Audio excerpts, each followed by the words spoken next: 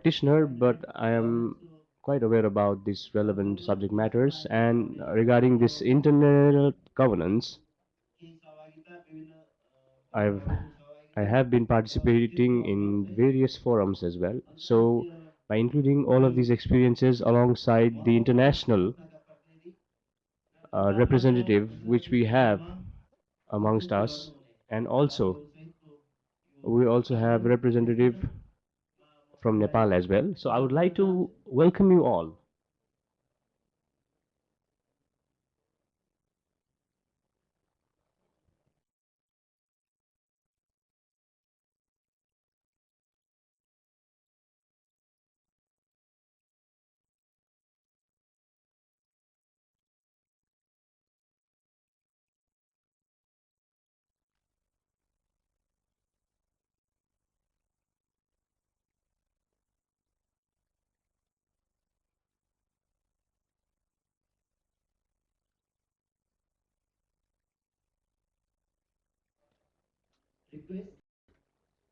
I would like to request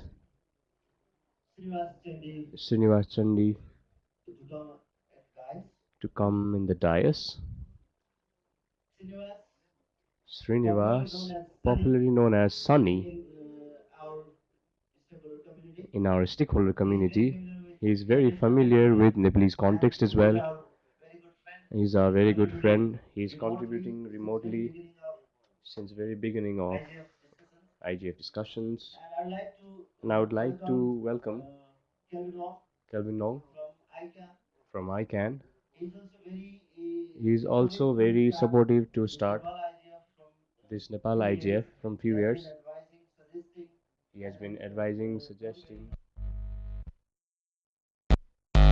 I would also like to invite Amrita Chaudhary, who is representing ISOC Delhi, ISOC India Delhi chapter, and she is very active in internet governance forum at various levels. She is going to share her experience one very important. I'm very impressed by Amrita is she is sharing internet governance updates monthly, and I'm also benefited from that. And I'd like to thank her as well. So I'd like to request Mr. Subhas Dakal, the director of Department of IT, at the dais, at the panel, and I would also like to request Mr. Bikram Shrestha, President of Internet Society Nepal chapter, to represent stakeholder, civil society stakeholder in the panel.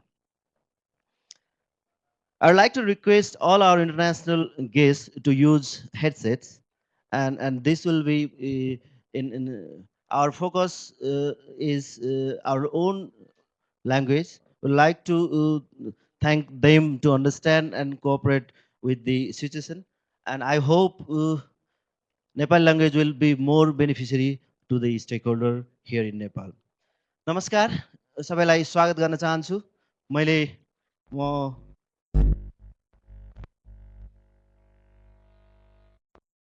And its periphery. I've been working in this. I've been advocating regarding this as well.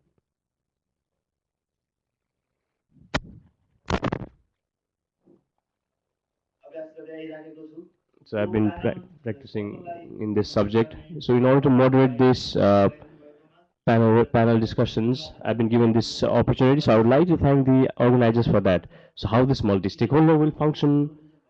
What is the multi-stakeholder in internet? How could its governance be carried out? What are the national as well as international practices?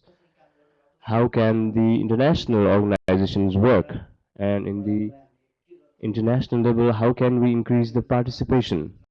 So we'll be discussing about this.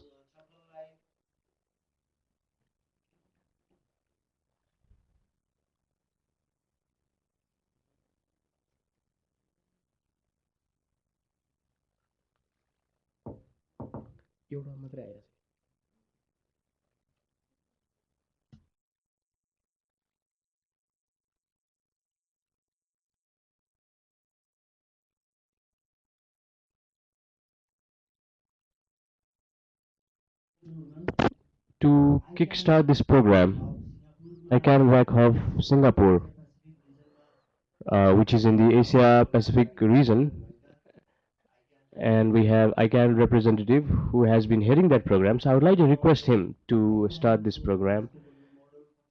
He will tell us about multi-stakeholder model structure and along with it the internet governance. He will be presenting a short presentation and he'll again join the panel.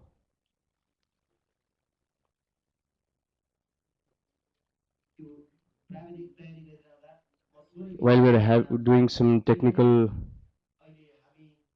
preparation, internet is a matter of concern for all of us. Internet is useful in each and every aspects of our life, and I believe that all of us who are present here, all of us have access to cell phones and internet. And how does internet work? How will we buy it? Is this a product?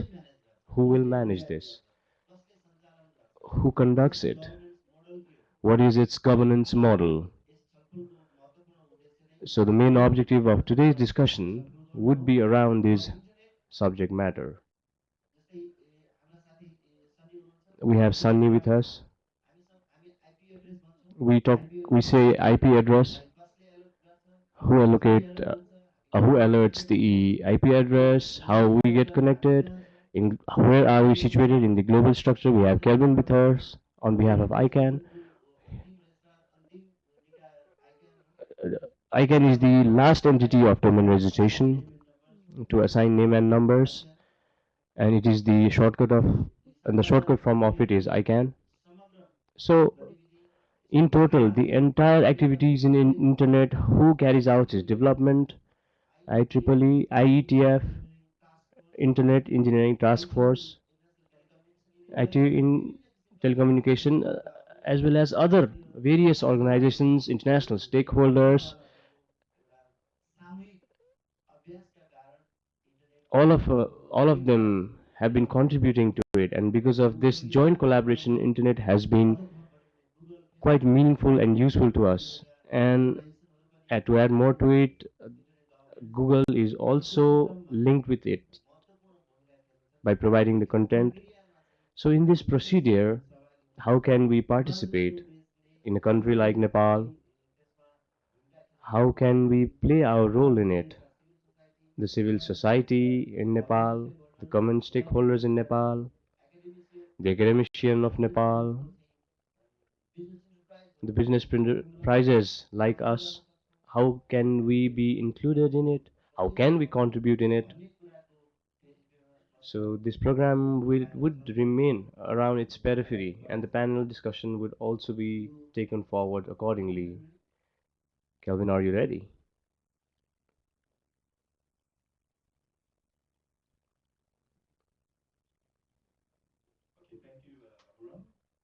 Thank you, Baburam. Hello, everyone. This is Kelvin from ICANN. I'm based in Singapore office.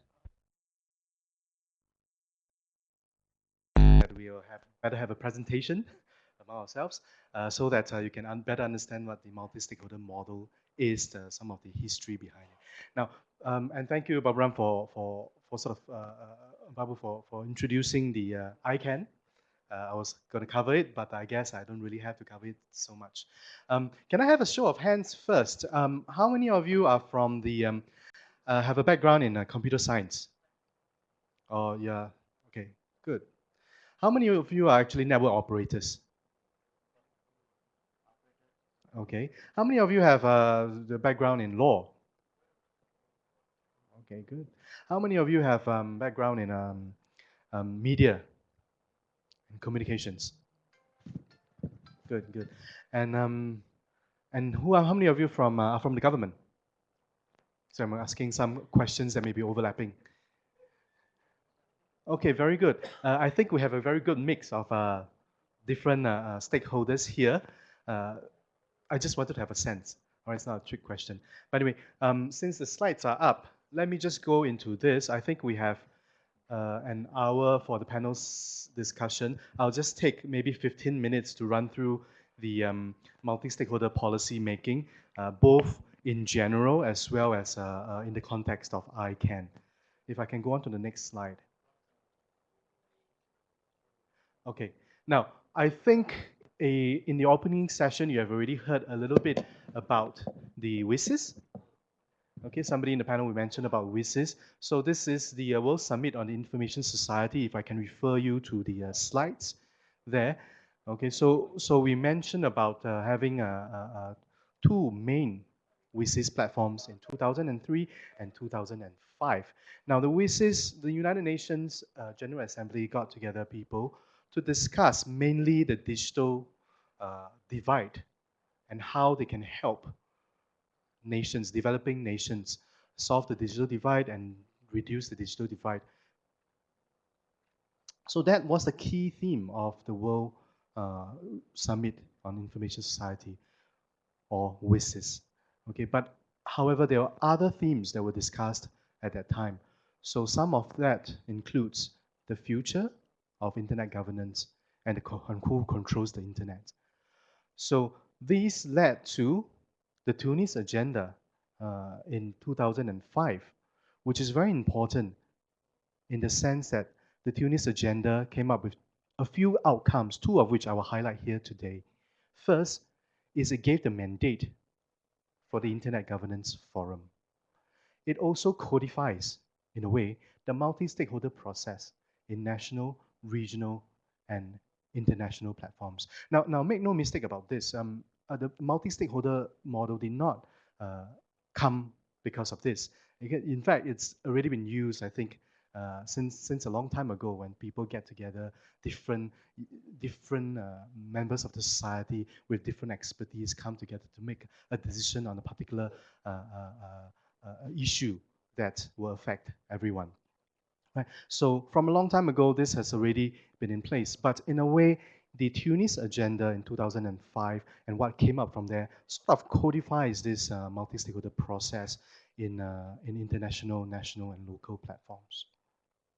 And of course, in WSIS plus 10, which is WSIS 2005 plus 10 years later, so it's 2015, has a declaration that the multilateral, transparent, democratic, and multi-stakeholder process includes the full involvement of government, private sector, civil society, international organization, technical and academic communities should come together and play their respective roles and responsibilities. So this, again, the Tunis Agenda in 2005 was sort of validated 10 years later as well.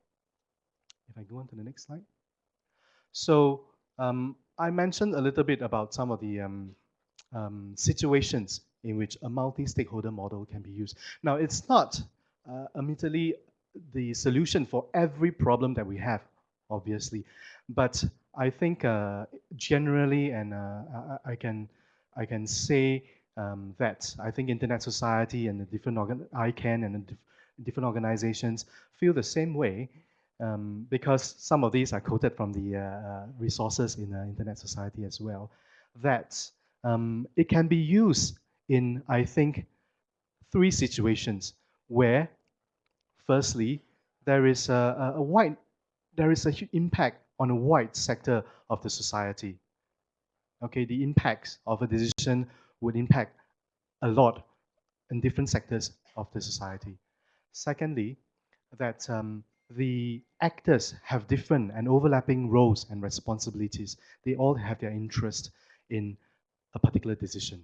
And thirdly, that this impact has, and the decision making is requires the expertise of different sectors of the society, be it from the government, from the civil society, from the academia, from the technical communities. So these three situations would require sort of a multi-stakeholder approach to decision making. Now, accompanying that are some of the principles that you can see on the slides.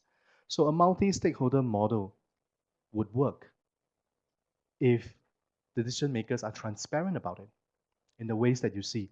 There's a proper documented process following agreed procedures, and they were accountable to it. You know, the decisions and decision-making process are justifiable. There's a mechanism of review. People are able to question why and how you came to the decision. And of course, it needs to be inclusive, right? I think that's pretty straightforward. We need people from different sectors to come in to participate, and not just participate, but to have meaningful participation. You have a say, and your say is recorded, and hopefully is reflected. And you actively seek to involve stakeholders. Now, this is where some of us come in. What we do, what I do in ICANN is really to let people know that, hey guys, we have a decision to be made, and I need more people to come in to reflect your views. Now, this is how we try to improve the inclusivity of a multi-stakeholder process making, decision making, sorry. Now, of course, we need to be flexible. I know we're talking about internet governance and internet, so it must be future-oriented and is able to accommodate the change. Next, I shan't take too much time, but just want to raise one quick example. Somebody mentioned about the APRIGF as well, which is the Asia Pacific Regional IGF. Now, it's a good example of a multi-stakeholder process at work. I'm sure some of you might have attended the APRIGF, and some of the esteemed panelists here are actually members of the multi-stakeholder steering group, or the MSG, for the APRIGF. Now, the example here is that we make the decisions, of course, by ourselves, but we also make the rules for which these decisions are to be based, right? So you make rules for making the decisions, and you seek a consensus to make the decision. Now, one example that I can give is when we want to decide on a host, and if a host pulls out suddenly, some of which is what happened last year. So some of the processes we have to rethink, and we realized that we didn't have a sort of a process for such a situation. And we got together to decide, hey, so what are some of the rules that we need to put in place? What are some of the things? Should we decide to appoint the next person who raises his hand, or should we open a window and call for other backups to come in to host the APRIGF? So a collective decision was made, that we should maybe have a window first, okay? So this is just an example of a multi-stakeholder decision making in progress, coming together to make the rules and coming together to make a decision. Next. So very quickly, I know the panelists are also wanting to speak, though. So no, not really. No. Okay. Very quickly on the ICANN multi-stakeholder model. Next. So ICANN follows the bottom-up multi-stakeholder making process where different communities come in. So we have the industry, the government, civil society coming in a community-based and consensus policy-making approach. Now, if we can go on to the next slide, I will show you a little bit on multi-stakeholder in ICANN. I mentioned about some people coming together in the room, but of course, it's not a mass of people coming to the room and voicing what they like whenever they like. So in ICANN context, it's a little bit more structured. We divide ourselves or the community into two different groups. One is the supporting organizations, as you see on the left-hand side, which is the SOs, and the advisory committees, which is the ACs. Now, some of these have different roles, but broadly, the SOs are able to initiate a policy process, whereas the advisory committees come in to provide advice to the board on some of these processes. Right, if we can go on to the next slide. Again, very briefly, to introduce the supporting organizations within the ICANN context, we have the addressing supporting organization, the CCNSO, the country code names supporting organizations, and the GNSO, the generic names supporting organizations. Now, each of these play very specific functions representing the interests of either the addressing group, the country code CCTLD operators, or the generic names, some of the contracted parties and those who are running registries and registrars. Next. Now, I talked about the advisory committees as well. They don't initiate a policy within ICANN, but they provide advice to the board. Now, we have 4 ACs, one of which is the at-large advisory committee. I think it's relevant to you because the at-large really represents the end users, okay? And it represents the interest of the end users in giving policy advice to the board in ICANN.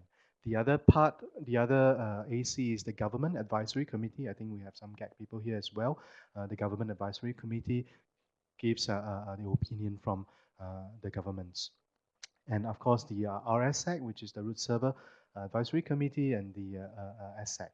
Now, I will not go into the details of what each of them do, but just know that there are different ways of multi-stakeholder model, different models for different organizations. And the last 3 or 4 slides really just explains to you what the ICANN multi-stakeholder model is all about. If I go on to the next slide, okay, that really ends my brief update about the multi-stakeholder model and ICANN's multi-stakeholder model. With that, I'll pass 3 or 4 slides mic back to Babu. Thank you.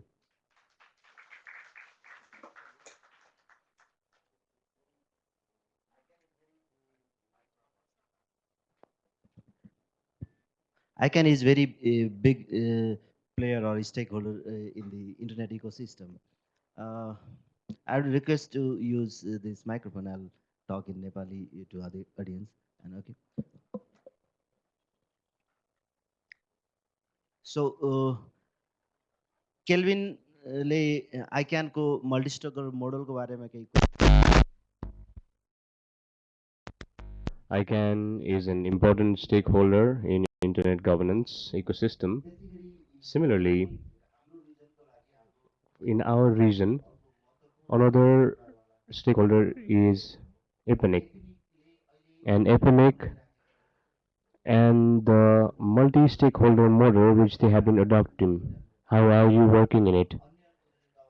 And other internet governance stakeholders, how they are carrying out the partnership, how they are working, and in the internet governance ecosystem, how is multi-stakeholder model system functions. So in 5 to 7 minutes, if you could talk about this, I would like to request you, Srinivas Sunny.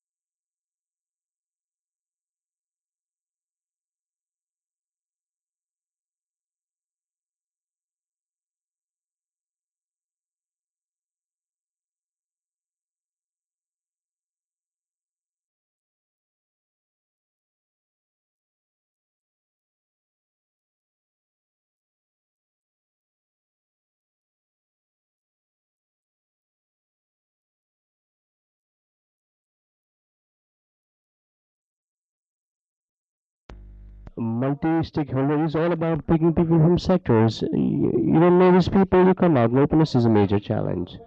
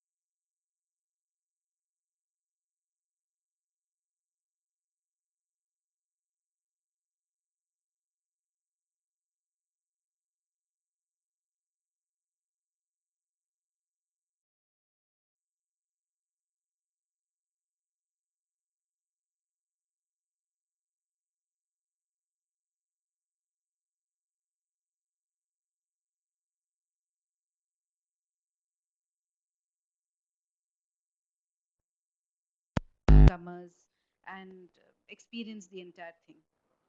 Thank you, Amrita. I would like to go to Sunny. Okay, I got my slides here, and I was not prepared to speak in this session, but I see there's a lot of questions coming out of you guys. So, would you like me to present it, or would you like me to open the floor for you to actually ask us? Because we are here to answer your questions and queries. Not just run through the slides there. I know what's in there. I know I can go through it. I can send it to you. You can have a look at it. But Sunny, we'll talk a few minutes first okay. by all the Yeah, panel. so I'm and going to then, just speak, yeah, okay, just, not yeah, run that- those slides. Yeah, that's fine. So just following up what Kelvin presented, how many of you remembered what was the first supporting organization that was displayed on the screen? What was the first one? You were not sleeping, right, when he was presenting? The first one was ASO. What is it, ASO? Address Supporting Organization. Okay, so we belong to that layer. All right. So there's many layers in the internet governance. That's what I was going to show it in my slide. But there's many layers in internet governance, and we APNIC belongs to the technical layer, and that's where we engage with our technical community, to take part in the internet governance forum. So the question that was raised was really a very good question by Bishnet, that the internet ecosystem is actually dominated by technical guys. There's two things to it. There's internet ecosystem and internet governance. When you look at internet governance, it's actually not dominated by technical guys. You hardly see any technical people in internet governance sessions. But when it comes to internet ecosystem, yes, the nuts and bolts, the infrastructure, yes, they are the guys who have to do it, the technical guys, right? They are the ISPs, they are the network providers. So they're heavily involved in that factor, providing the access to everyone. But when it comes to debating this room, I hardly see, just few of my colleagues here from the technical background, but most of you are not. When Kelvin asked you who is from which stakeholder, technical was just few that raised up. And this is where we are actually encouraging the technical community to take part in the internet governance, bridge that gap, okay? Go there, talk to the people so they understand what you guys are doing, in providing access. What are your challenges, speak to them so everyone understands it, okay? Now, I quickly cover the policy development process that APNIC have in this region. That is where you have to plug in, whether you are a technical person, providing access or managing a network, or you're just an internet user. That's where you need to engage. You need to come look at it, what the technical guys are talking about, because it affects everyone. That once the policy becomes implemented, it affects all the users of internet, not just the people who are providing the network connectivity. So I stop there. I'm happy to take questions Thank more. you, thank you, Sunny. Yeah, I would like to thank go you. to Mr. Subhas Ragal, Director of Department of IT. Subhashji, तपाईँ विभिन्न अन्तर्राष्ट्रिय फोरमहरूमा पनि गइराख्नु भएको छ, ग्याकको मिटिङ्सहरूमा पनि participate गरिरहनु भएको छ। यो मल्टी स्टेक होल्डर मोडल भनेको चाहिँ के रहेछ? तपाईँले नेपालमा हामीले छलफल गरिराखेको विषयवस्तु र इन्टरनेट गभर्नेन्सको मल्टी स्टेक होल्डर मोडलमा नेपालको एक्सपिरियन्स र इन्टरनेसनल एक्सपिरियन्समा केही फरक पाउँछ? Your experience. Thank you. By looking at it in multi-stakeholder model, what I've observed is it is very much linked with our culture, our practice, and where we are having this paradigm shift is earlier he talked about transparent, accountable, inclusive, flexible. So while writing it, practically the real transformation takes place when it comes to the thought process, the viewpoint that we have. For example, I work in government. So when I go into multi-stakeholder and I listen to their voices, so whenever I encounter a new problem, the kind of solution that I for it now, it will be different tomorrow when we go to different multi-stakeholder concerns forum. So I will realize that a problem could have various solutions. We have national security, which is a problem. The government sees this as the national security is the first. That's why information should be protected. Government should have the interception right, and we think like that. But if you go to other forums of civil society and other things, then we see that they have their privacy as well. So this is also envisioned or ensured by constitution. So the people staying in the government will think that, okay, there is a different view to this as well, a different angle of solution to that as well. So solution should be found out like this. There will be a change in viewpoint.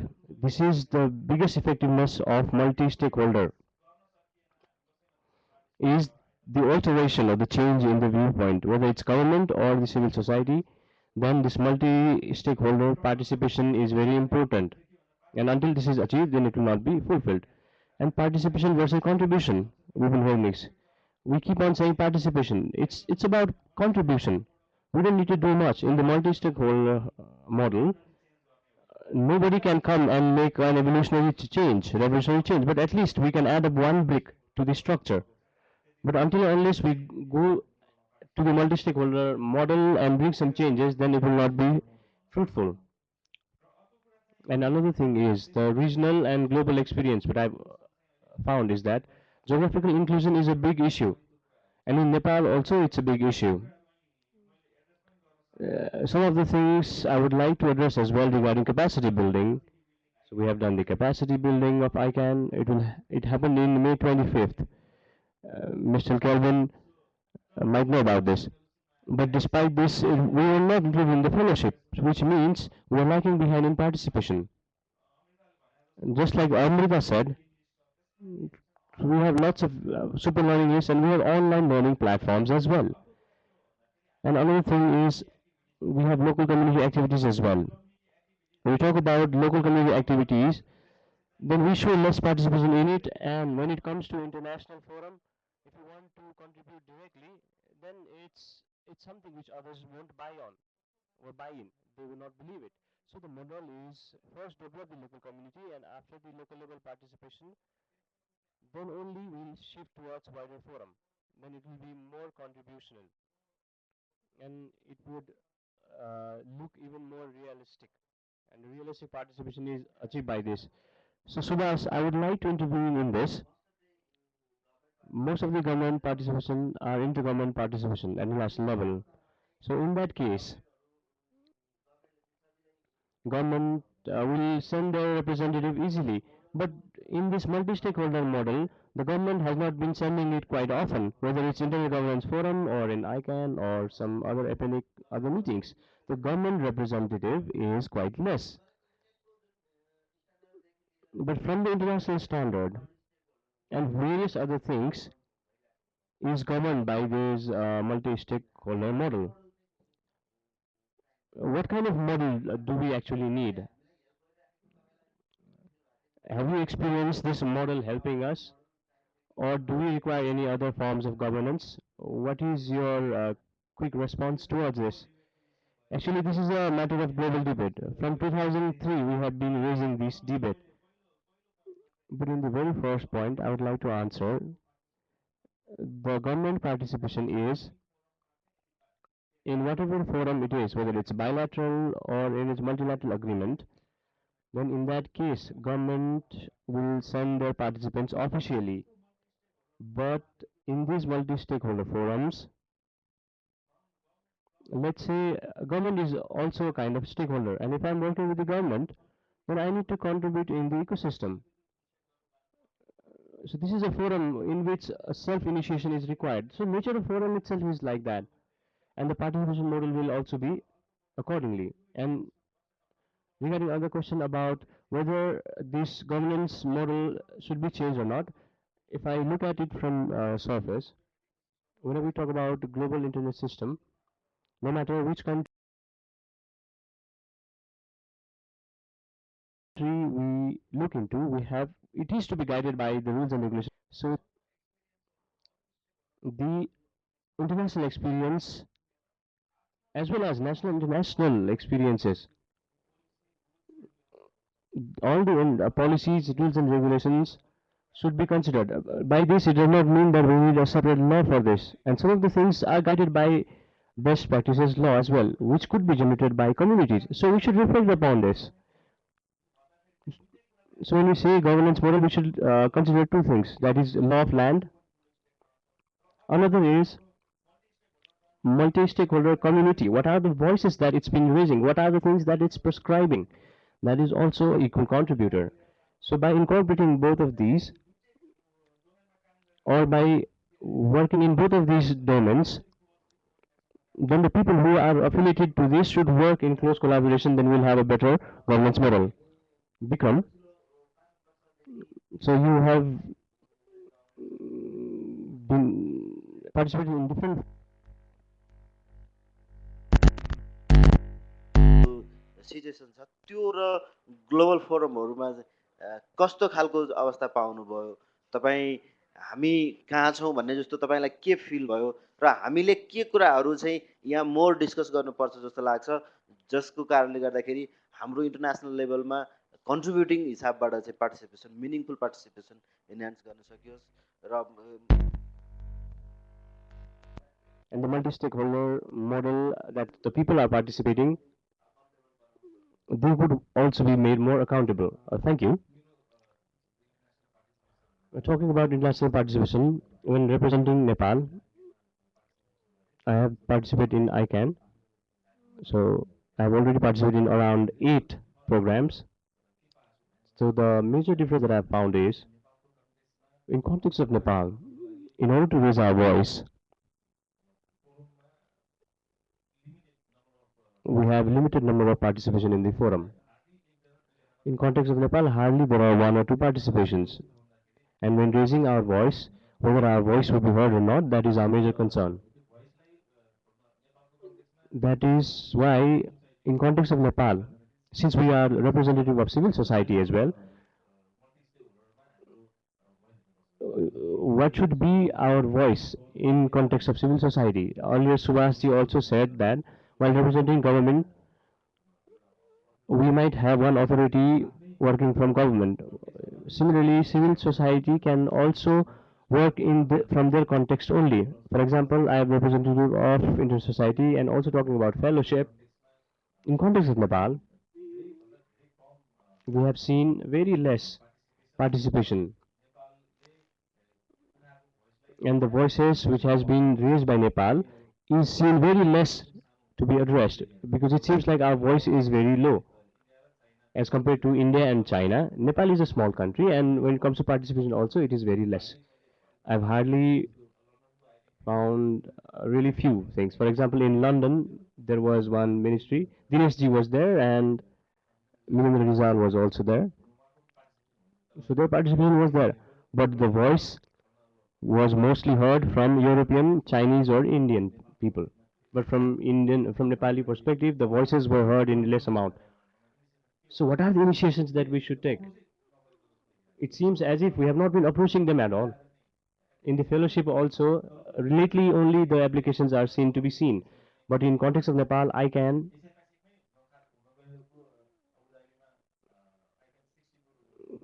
So in the ICANN 60 context also, Nepal participation was not seen. So we also asked the members of fellowship committee, and they said that because of actual procedures, this could not happen. So, but from civil society's perspective, it should be strong. The voice should be strong, but it has not happened. Thank you, Bikram. So I would like to once go into the floor, and I would like to get back to the panelists. So from the floor, do you have any questions to the panel? Kindly go to the microphone and raise your questions. If you could give us your name as well as the organization which you are affiliated with, it will be easier for us to record it as well. So we could also have remote participation from the web. Hello?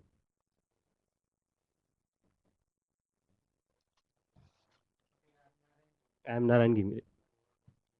I work in Media Monitoring Office Forum.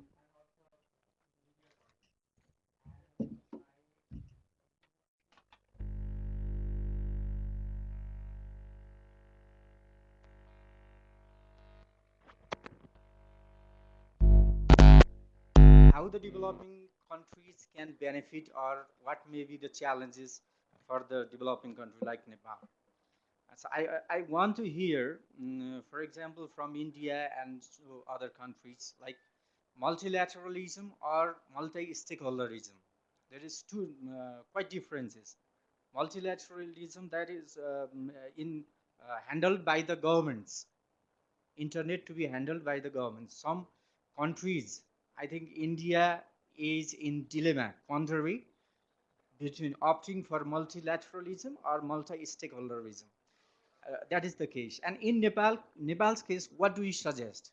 And as Mr. Dogal said, what may be the practical guide or practical phenomena here is the country we are here with very low digital literacy and internet literacy. The first thing is to make the people aware about what internet is, what internet governance is, what internet governance forum is, and other technical aspects like ICANN and so others, DNS and others. And Major thing, Najib, quickly, okay, awareness raising and which organization does what and how can they contribute. Thank you नारायणजी Others, कुनै प्रश्नहरू yeah. यता फ्लोरमा छ भने please आशीर्वादजी So hello everybody, I'm Ashirwad Very quick. Tripathi from Educating Nepal. So basically I have some concerns about MSc, some of the things I didn't understand well. I'd been to APIGF in Bangkok and I also tried to get that query, so I'm a little bit not known about it. So basically MSc includes civil society, government, technical people, private sector and academia. So it's good everybody here does represent MSc, but we know that 81% of our population lives in rural places. So for my NGO, I go and work on providing internet to rural places because 1 billion new internet users has always been our goal for this session. So I just want to ask, how is really MSc, is really the rural people's voice in MSc? Are the civil society representing them, speaking their voice? Or it's just my voice that I'm speaking for 1,000 people that I've been providing internet? Do I really represent their voice, or do we really represent their voice? Because if we want 1 billion more internet users, then just listening to the talks of all users who already use internet is not going to help us increase 1 billion new users. So thank you how can we do आशीर्वादजी that? Next Thank you very much. Just one and then I'll come. तपाईँहरूले चाहिँ अहिले international र regional लेभलको कन्टेक्समा चाहिँ कुरा गर्नुभयो होइन अलिकति इन्क्लुजिभ हुनु पऱ्यो भनेर अहिले यो नेपालको इन्टरनेट गभर्नेन्सको मेरो नाम चाहिँ शिवा कर्मचारी म चाहिँ Nepal, in context of Nepal, how are you taking energy in context of Nepal when we talk about inclusiveness, when we talk about gender, when we talk about marginalized group, when we talk about disability? So how are you trying to make it inclusive? So can you make clarify it?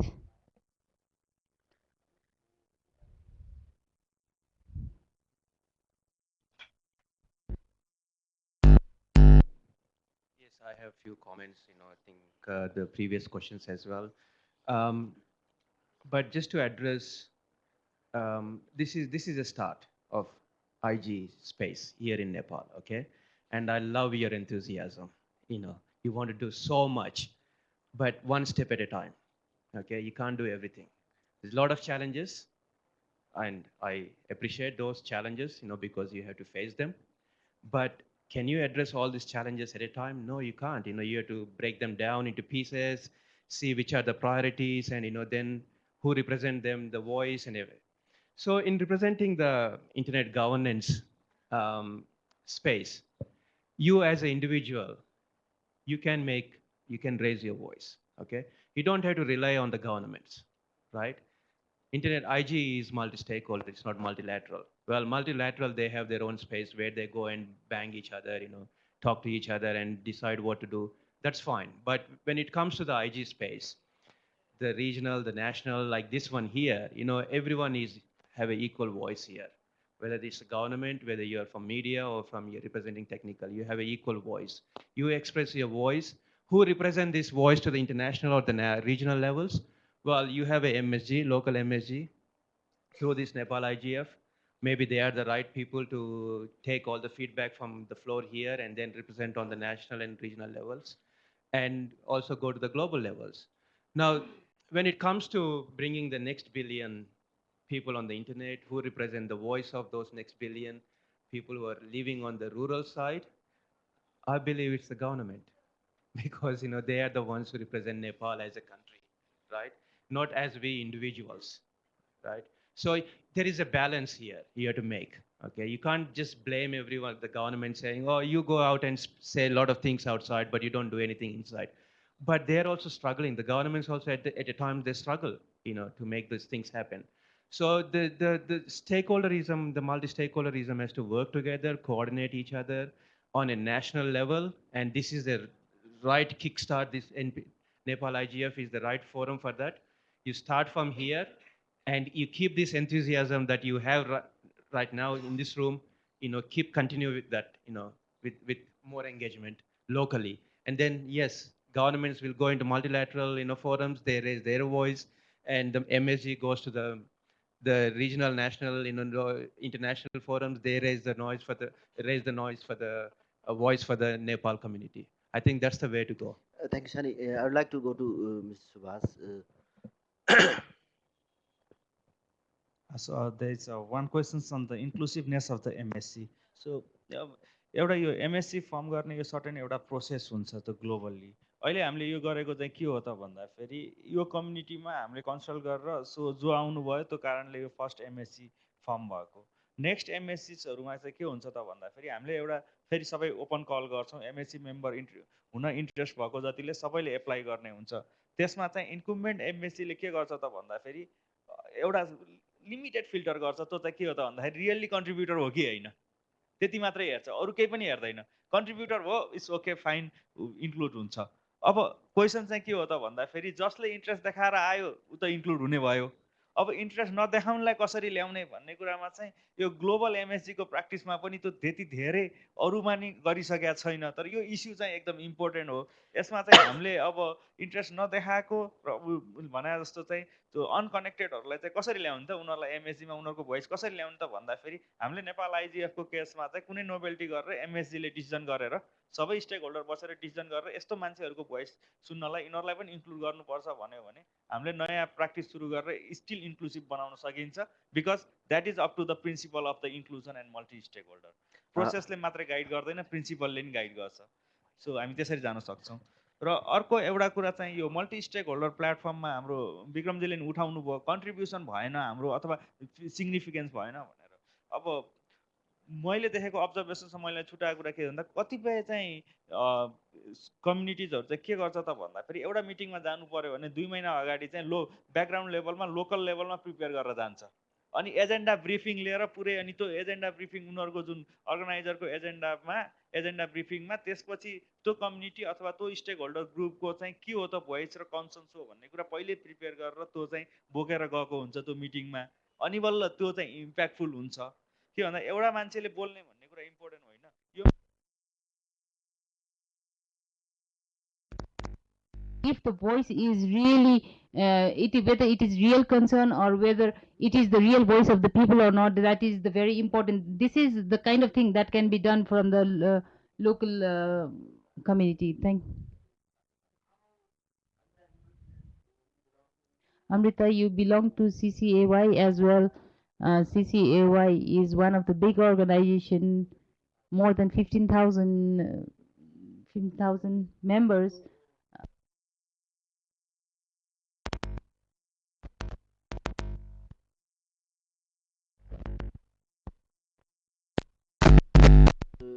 Participation in this process from both aspects. One is we belong to developing country perspective, and from women perspective as well. Can you share your some of I'll experience? take that and I'll try to answer a few of the Yes, questions sure. which were raised.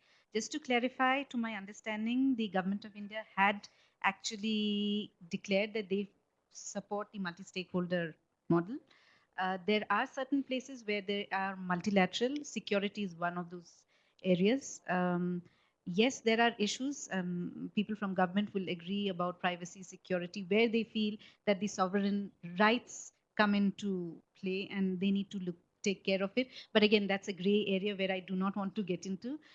In terms of participation, I would say, and engagement, and before that, if I'm talking about multi-stakeholderism, it's evolving. It's not a full-fledged model yet. And no one today says that everyone is at the table. And all the I-Star organizations or everyone is saying we want more people, more diverse people coming in, and that is why the communities which they have, for example, even at ICANN, they have the at-large community, which are the people who are representing communities. They have a selection process in trying to understand that who are they representing, how are the representations happening, etc. So that's very important. Like, for example, if you're representing someone and you are in MSG and you actually don't come back with the actual issues of the people whom you are representing, even in rural area, then it's a sham. But yes, there has to be more voices of the unconnected, and that's a critical area where people like you can work, perhaps, trying to get more feedbacks, more reports, etc. Especially the marginalized, the LGBT community, the gender, as in a lot of things. There are certain reports which might come out from UN saying that women are not there, but just there was a report from Germany which says that equal participation or giving equal opportunity is not enough. You have to give more for women to come in. So are we looking at those things? But again, we also have to see that we are communities who do not have too much with us. So within our limited resources, we have to see how we have to, move. Access, for example, is the most critical issue for us. We don't have people online. Till the time we do not have online, how can we give them all the opportunities? And we are countries with limited resources. Now, coming to how we can involve is primarily asking people within the communities we work, what are the issues, what are the challenges, raising them. Because if they cannot speak, you have to be the voice of them. Similarly, if we're talking about women, we actually need to understand the issues and try to place it. For example, the workshop which we are proposing at IGF this time is redefining the rights of women, the gender, redefining the rights of gender in for the future. So for that, I would definitely be looking at, and all of us are looking at feedbacks from the people all across, especially the global South countries, as to what are the challenges they face. Are there any specific challenges for their countries or region? And if there are best practices elsewhere, and try to kind of come up with a draft as to what could be, what could not be. It's not that we can make things, but we can at least suggest. Thank So you. those are ways Thank we you, can Amrita. do. Bikram, would you like to share some concluding type of? सबैभन्दा पहिला त यो multi stake holder भनेको के भन्ने कुरा नै अलिकति clarity गर्नको लागि चाहिँ जस्तो हामीले अहिले मल्टी स्टेक होल्डर भनेको छौँ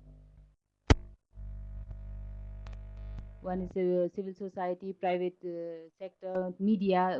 This is the kind of we have divided this again accordingly. So what is private sector? How we can bring together is a very big challenge. That is a very, so when we do the open call, the government is not doesn't have the environment to come openly.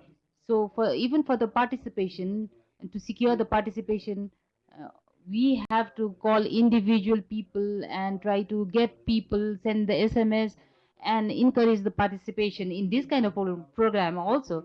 So this is thus the first level initiation to make it multi-stakeholder.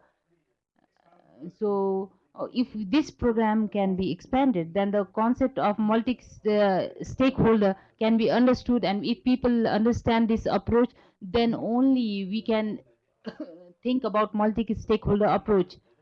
But still people are confused about what multi-stakeholder is. uh, so we need to understand what multi-stakeholder is. So it is uh, to bring all the stakeholder together, and if we can bring into one consciousness, then only we can meet our objective.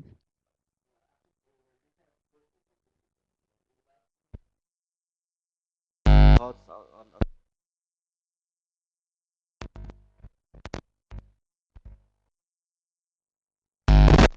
governing model of multi-stakeholderism. Uh, if I'm not wrong, around 50 organizations are in the board. You cannot see this kind of number of participation in this kind of events in Nepal. At least I have not seen. मैले यति जतिको सहभागितामा कुनै event भएको मैले चाहिँ सहभागिता गरेको छैन। यो हिसाबबाट पनि जुन हामी सहभागी भइरहेका छौँ ती कुराहरू चाहिँ अन्तर्राष्ट्रिय लेभलमा उहाँहरूले कसरी सेयर गर्न सक्नुहुन्छ, उहाँहरूले कसरी इन्करेज गर्छ? Kelvin. Thank you. Yeah, indeed, the list behind is quite impressive, and I think we can pat ourselves on the back as well. This is truly, I think, a lot of support from different sectors of the society. So just 2 points, 2 quick points. I think Samit asked, the need for awareness raising, and also, you need to know what some of the organizations do.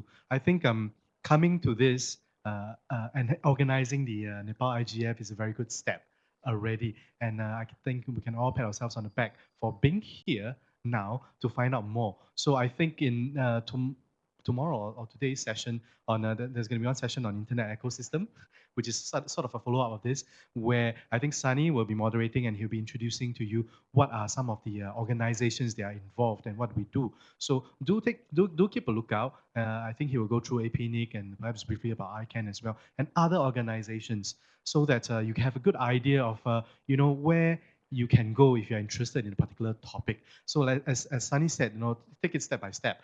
Okay, what I want everybody to take out of this is really to focus on the topic that you're interested in. See where the organizations, which are the organizations discussing some of these topics. Try to find an inroad into some of these organizations by, like Amrita say, joining their mailing list, their webinars, and then try to see if there's fellowship that you can get inside. But then I would like to remind everyone also is that right now we've been talking about attending, about being aware of the work that the organizations do. But remember that always have the contribution at the back of your mind. So after you have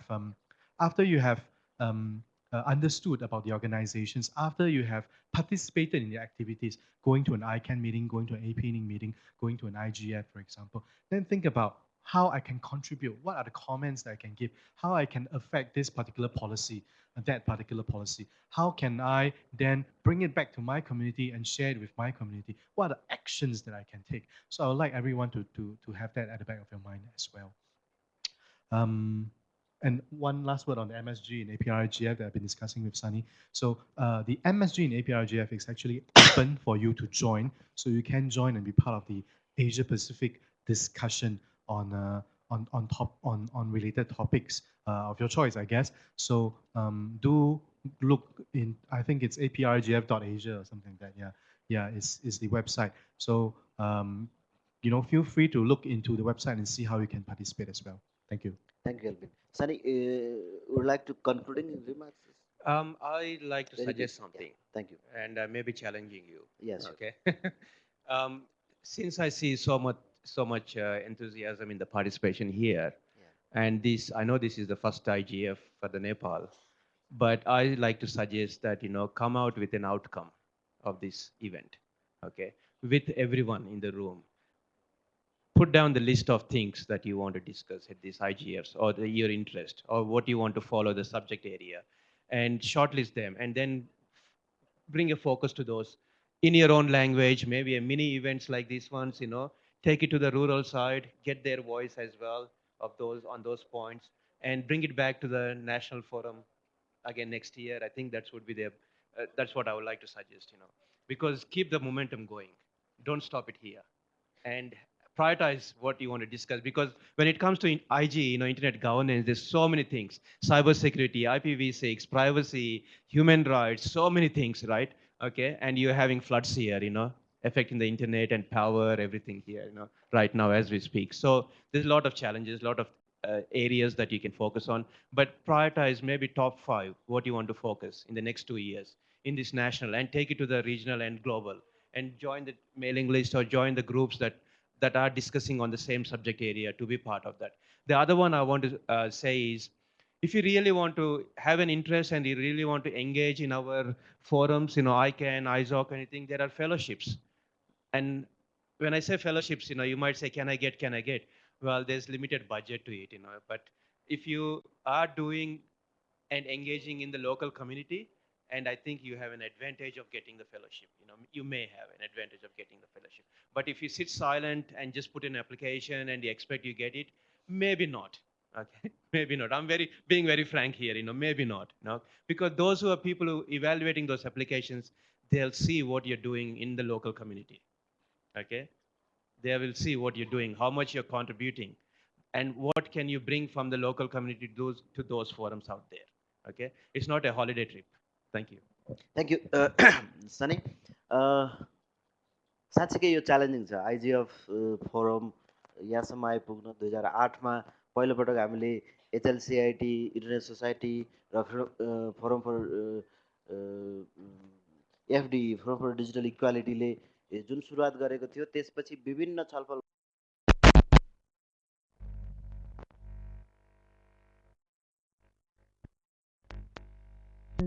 we have come across many hurdles and many situations. In this process, IGF has the Dynamic Coalition Best Practices Forum. We have not doing that in IGF. We are just in the initial stage, and we all have the very participation in this very important time. And maybe in next year we will have a robust platform. That is the kind of expectation that we have. And during the discussion and the point that are raised in the discussion, if there's something that you feel is important, then we will feel that it is fruitful. Talking about Nepal IGF, SPC, spc@igf.org.np. You can also put your ask your questions and discuss in that platform. We are trying to make it a discussion forum and take it to a different level. So by saying this, this first panel has extended a little bit. It was difficult to manage the time, so apologizing on that. And thank you for the participation, or thank for the panelists. And I would like to conclude this here. Thank you.